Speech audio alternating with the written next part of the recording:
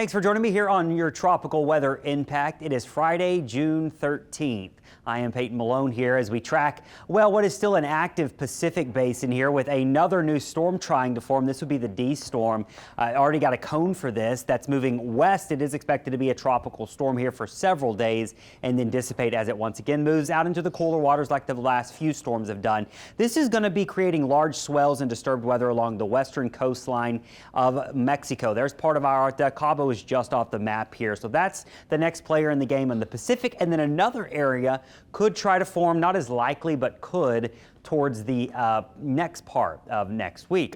So this is the corridor where we're going to have a lot of moisture and rain over the next couple of weeks or so, and we could start to see a few disturbances roll off that. Now, there is some idea that we should watch the Western Caribbean and the extreme southwestern Gulf here. The big question that remains, though, is does the active weather actually get into this part of the basin and up to the southwestern Gulf, or does it stay more so over Central America? The overall message here, though, is whether these things develop or not, these are going to produce a lot of rain. There's going to be rain falling from Mexico through Central America throughout a big part of next week, and there will be a flooding risk here from anywhere from Mexico, Belize, Guatemala, Honduras, and further south down into Panama area. So this is the corridor where all the moisture is going to be, and for the most part, a lot of this is going to get trapped down here thanks to a ridge of high pressure sitting over the northern and eastern Gulf here. So if anything does try to form, it's got plenty of warm water to work with. That's a certain. It's in the mid 80s right now in the Western Caribbean.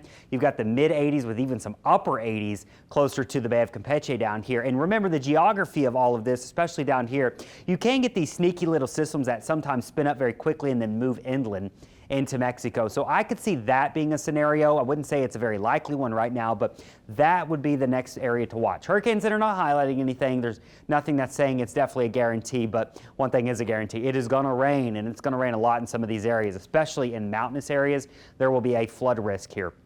So this is through the next 7 days. Notice a lot of the heavy rain staying from central around Mexico City, farther to the south, and then down through Central America. Anywhere you see these pinks and purples is where you're picking up over 4 inches, maybe 4 to 10 inches of rain in a few spots here. On the northern Gulf Coast, that moisture never gets all the way up to us, but we have our typical pop-up showers and storms. So as we go through this weekend, as we go through next week, anywhere along the Gulf Coast, watching for that daily chance for thunderstorms. And the main thing we watch out for is that risk for heavy rain that can lead to street flooding here. So overall, that's the pattern. Our big heat ridge, this is what's keeping a lot of that press down there. The ridge is centered over the eastern Gulf, the Bermuda Highs extension, pushing everything down that way. Now, the severe weather across our country is going to be more of a problem up through the north. This type of pattern is very common in the months of June and July. You start to see the severe weather risks start to shift north up through the plains here. So in the desert southwest, they've got a big heat ridge building in as we go through this weekend and next week.